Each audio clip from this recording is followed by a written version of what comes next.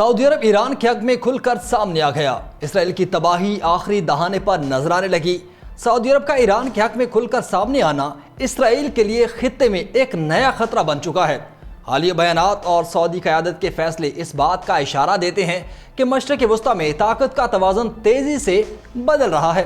اس پیش رفت نے اسرائیل کی سلامتی اور خطے میں اس کے اثر اور رسوخ پر سوالیہ نشان لگا دیا ہے۔ ایران کے لیے سعودی حمایت نہ صرف اسرائیل بلکہ اس کے حلیف ممالک کے لیے بھی ایک چیلنج ثابت ہو سکتی ہے، جس سے خطے میں سیاسی اور سیکیورٹی کی نئی صورتحال جنم لے رہی ہے۔ آپ دیکھ رہے ہیں 92 نیوز ڈیجیٹل اور میں ہوں آپ کے ساتھ وقاص فاروق۔ تو ویوز، غزہ اور لبنان میں جاری اسرائیلی حملوں کے درمیان جہاں ایک طرف سعودی عرب کے دارالحکومت ریاض میں مسلم اور عرب ممالک کا اجلاس ہو رہا ہے، تو وہیں پر دوسری طرف ایک دوسرے کے حریف سمجھے جانے والے سعودی عرب اور ایران کے اعلیٰ حکام کے درمیان اہم ملاقاتیں اور بات چیت بھی ہو رہی ہے۔ سعودی فوج کے ایک اعلیٰ سطح کے وفد نے حال ہی میں ایران کا دورہ کیا، جبکہ ایران کے صدر مسعود پزشکیان نے سعودی ولی عہد شہزادہ محمد بن سلمان سے بات بھی کی ہے۔ ایرانی میڈیا کا دعویٰ ہے کہ سعودی وفد نے ایران کے فوجی حکام سے دونوں ممالک کے عسکری تعلقات پر تبادلہ خیال بھی کیا ہے۔ ایرانی مسلح افواج کے شعبہ تعلقات عامہ کے مطابق سعودی مسلح افواج کے chief of general staff lieutenant general فیاض بن حامد الرویلی نے ایران کے مسلح افواج کے chief of general staff major general محمد بغیری سے دفاعی تعلقات پر تبادلہ خیال کیا اور تعلقات مزید مضبوط کرنے کے عزم کا اظہار کیا گیا۔ ایرانی میڈیا اس دورے کو غیر معمولی قرار دے رہا ہے کیونکہ دونوں ممالک کے درمیان آخری بار براہ راست فوجی رابطے دسمبر 2023 میں ٹیلی فون کالز کے ذریعے ہوئے تھے اور اب سے یہ رابطے پھر سے بحال ہوتے دکھائی دے رہے ہیں۔ سعودی عرب کی وزارت دفاع نے اس دورے کے حوالے سے معلومات ایکس پر شیئر کی اور کہا کہ دونوں ممالک کے درمیان ہونے والی یہ ملاقات فوجی اور دفاعی تعاون پر بات چیت کے لیے ہے، لیکن شاید یہ معاملہ اتنا سادہ بھی نہیں۔ گزشتہ جمعے کو یمن کے صوبہ حضر موت کے شہر سیون میں سعودی عرب کے فوج کے ایک کیمپ پر حملہ ہوا تھا، جس میں ایک سعودی افسر اور ایک فوجی ہلاک جبکہ تیسرا شدید زخمی ہو گیا تھا۔ واضح ہے کہ ایران یمن میں حوثی باغیوں کی حمایت کرتا ہے جبکہ وہاں کی حکومت کو سعودی عرب کی حمایت حاصل ہے، اور سعودی عرب کی قیادت والی اتحادی فوج نے کیمپ پر حملے کے حوالے سے بیان جاری کرتے ہوئے اسے بزدلانہ قرار دیا تھا۔ تاہم پیر کے روز ریاض میں مسلم اور عرب ممالک کے اجلاس میں سعودی ولی عہد محمد بن سلمان نے غزہ میں اسرائیل کے اقدامات کو نسل کشی قرار دیتے ہوئے اس کی سخت الفاظ میں مذمت کی اور اسرائیل کو ایران پر حملوں کے خلاف خبردار بھی کیا، جو کہ تہران اور ریاض کے درمیان بہتر تعلقات کی نشاندہی کرتے ہیں۔ غزہ میں گزشتہ برس جنگ کے آغاز کے بعد سے سعودی حکام کی جانب سے پہلی بار اتنا سخت بیان سامنے آیا۔ سعودی عرب کی زیر قیادت ریاض میں عرب اور اسلامی ممالک کے رہنماؤں کے اجلاس سے خطاب میں محمد بن سلمان نے لبنان اور ایران پر اسرائیلی حملوں کی شدید مذمت بھی کی۔ سعودی عرب کے اعلیٰ سطح کے وفد کے ایران پہنچنے کے بعد ایرانی صدر مسعود پزشکیان نے سعودی عرب کے ولی عہد محمد بن سلمان سے بذریعہ ٹیلی فون رابطہ کیا، جبکہ سعودی پریس ایجنسی کے مطابق مسعود پزشکیان نے محمد بن سلمان کو فون کیا اور اس بات چیت کے دوران عرب اسلامی کانفرنس پر تبادلہ خیال کیا گیا۔ اس کانفرنس کے لیے عرب اور مسلم ممالک کے رہنما پیر کے روز سعودی عرب کے دارالحکومت ریاض پہنچے تھے، جبکہ ایران کی جانب سے نائب صدر محمد رضا عارف اس کانفرنس میں شرکت کے لیے ریاض میں موجود تھے۔ اس کانفرنس کی بنیادی ترجیح فلسطین اور لیبنان کے علاقوں میں اسرائیلی جارحیت کو روکنا، عام لوگوں کو تحفظ فراہم کرنا اور خطے میں امن و استحکام کے قیام کے لیے عالمی برادری پر دباؤ ڈالنا تھا۔ تو ویوز، ایران اور سعودی عرب کے تعلقات میں بہتری کے حوالے سے بات کریں تو ایک دوسرے کے حریف سمجھے جانے والے ایران اور سعودی عرب گزشتہ سال سے قریب آنا شروع ہو گئے ہیں۔ چین نے دونوں ممالک کے درمیان تعلقات کو بہتر بنانے کے لیے ثالثی کی تھی، جبکہ دونوں ممالک کے درمیان تعلقات 2016 سے بہت خراب تھے، جب ایرانی مظاہرین نے تہران اور مشہد میں سعودی سفارتی مشنوں پر حملہ کیا تھا۔ گزشتہ اکتوبر کے آغاز میں ایران کے وزیر خارجہ عباس عراقچی ریاض پہنچے تھے اور ولی عہد سے ملاقات بھی کی تھی۔ اس کے بعد سے دونوں ممالک کے تعلقات میں قدرے بہتری آئی۔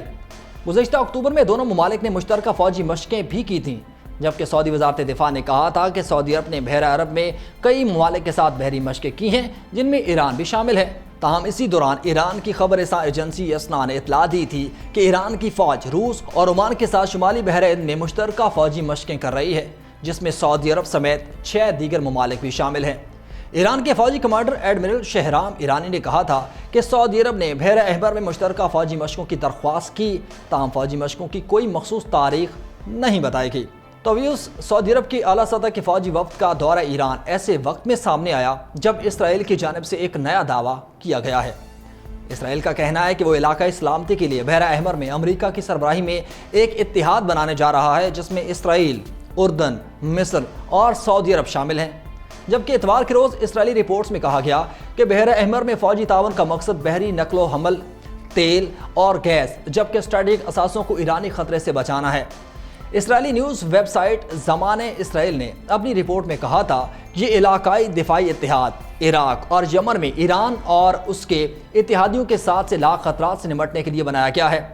عالمی تجزیہ کاروں کے مطابق گزشتہ ایک دہائی میں سعودی عرب میں محمد بن سلمان کے عروج کے ساتھ ہی ریاض اور تہران کے تعلقات تبدیل ہونے لگے۔ امریکہ کے ساتھ تاریخی تعلقات رکھنے کے باوجود سعودی ولی عہد اس خطے کی اہم ترین شخصیت بن چکے ہیں، جنہوں نے ایران کے معاملے پر دل و جان سے کام کیا۔ اگرچہ چین کی ثالثی میں ایران اور سعودی عرب 2 سال سے بھی کم عرصے میں ایک دوسرے کے قریب آنے لگے، لیکن یہ مذاکرات ان کے نتائج کسی اتحاد کی وجہ سے نہیں، کیونکہ تہران اور ریاض کی خارجہ پالیسی میں کوئی تبدیلی نہیں آئی، جبکہ سعودی عرب روایتی طور پر مشرق وسطیٰ میں امریکہ کے سب سے بڑے اتحادیوں میں سے ایک ہے۔ اپنی خارجہ پالیسی میں وہ پوری کوشش کرتا ہے کہ امریکہ کے مفادات اور مطالبات پر سوال نہ اٹھائے جائیں۔ اس کے ساتھ ساتھ سعودی عرب اور ایران کے درمیان علاقائی مقابلے کی تاریخ اسلامی جمہوریہ کی تاریخ میں سے زیادہ طویل ہے۔ اسرائیل کی لبنان میں جاری فوجی پیش قدمی کے ساتھ ساتھ غزہ میں فلسطینی کی ہلاکتوں کا سلسلہ بھی جاری ہے، اور اس تنازع میں ابھی تک جنگ بندی کا کوئی امکان نظر نہیں آ رہا۔ اس سب کے دوران امریکہ کا صدارتی الیکشن ایک ایسا شخص جیت چکا ہے جو اسرائیل کی مکمل حمایت کرتا ہے اور ایران کے ساتھ ایک سخت معاہدے کا وعدہ بھی کر کے سامنے آیا ہے۔ بہت سے ماہرین کا کہنا ہے کہ وائٹ ہاؤس میں ڈونلڈ ٹرمپ کی واپسی کا مطلب ہے کہ مشرق وسطیٰ میں حالات مزید کشیدہ ہو جائیں گے، لیکن اگر یہ پیش گوئیاں درست ثابت ہوئیں تو خطے کے بہت سے ممالک، خاص طور پر سعودی عرب جیسے ملک جو امریکہ کے ساتھ اچھے اور قریبی تعلقات رکھتے ہیں، اسے ایک مشکل فیصلہ کرنا ہوگا۔ کیا انہیں ایران کا ساتھ دینا چاہیے یا اس فوجی کشیدگی میں غیر جانبدار رہنا چاہیے؟ لیکن ایک ایسے وقت میں جب مسلم دنیا میں اسرائیل کے خلاف غصہ انتہا کو پہنچ چکا ہے، تو اس صورتحال میں سعودی عرب، مصر، اردن اور متحدہ عرب امارات جیسے ممالک کی ایران اور اسرائیل کے بارے میں غیر جانبداری کی انہیں بھاری قیمت چکانا پڑ سکتی ہے۔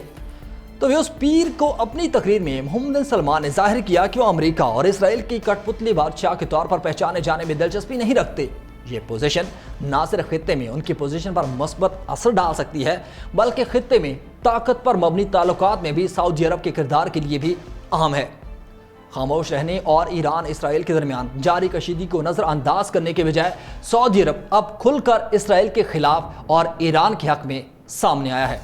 محتاط الفاظ کا استعمال کرتے ہوئے محمد بن سلمان نے بین الاقوامی برادری سے خطاب کیا اور عملی طور پر مغربی دنیا کو اپنی تقریر کے حقیقی سامعین کے طور پر منتخب کیا۔ یہ کام دراصل سعودی عرب کے چہرے کو اثر نو تعمیر کرنے اور بین الاقوامی سطح پر اس ملک کی پوزیشن کو نئے سرے سے متعین کرنے کی ایک وسیع مہم کا تسلسل ہے